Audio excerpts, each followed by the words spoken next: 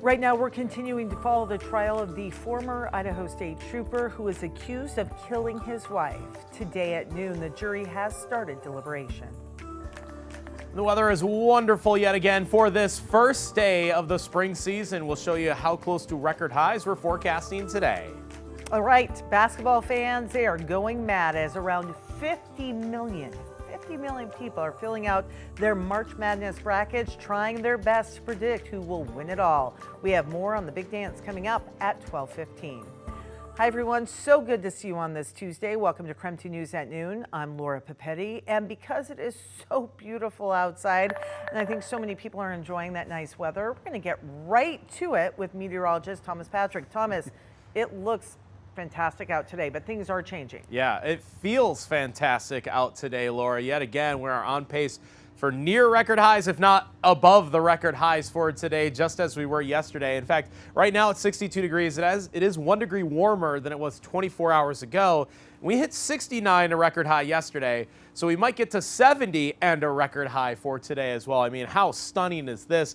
Nothing but blue skies overhead. Again, it looks like I'm pretty shaded because the sun is coming in from my backside. We just stay mostly sunny all day long. I'm forecasting 69 for the high today, which would match yesterday. The record high stands at 68. So if we do get there, that'll be 3 straight days of tied or above the records as we lead into this first day of spring. How awesome is that? There we go, 69 in Spokane and Pullman, 67 in Coeur d'Alene. That would also tie. There's also some low to mid 70s expected. No problems at all for today.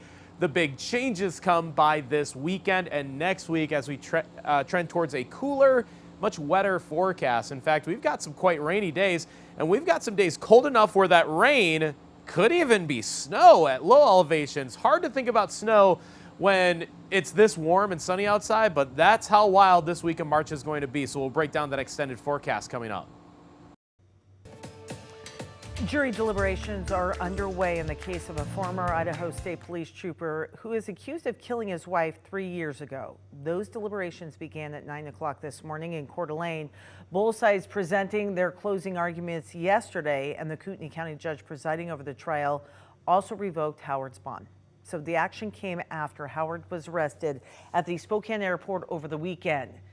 Howard has been on trial since March 4th and is charged with first-degree murder of his wife 3 years ago. His attorney argued that Howard was not trying to leave the area, but was returning a rental car for a friend.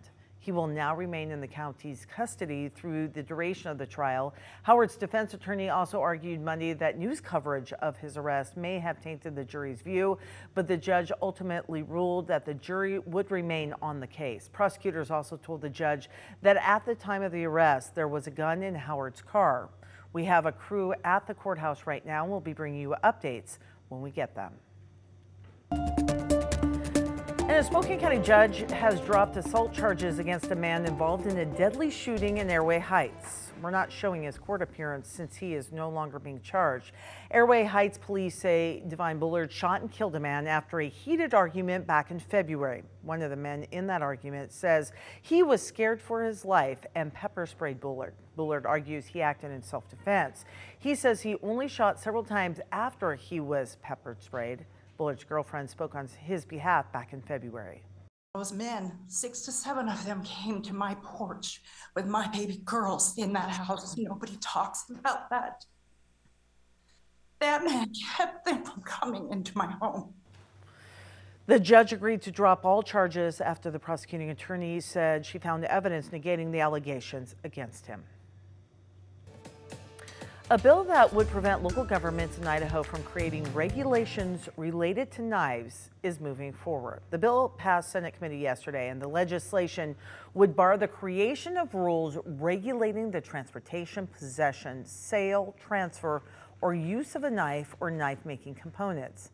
The bill's sponsor, Representative Jordan Redmond of Coeur d'Alene, says it's important to regulate knives the very same way he says that guns are regulated.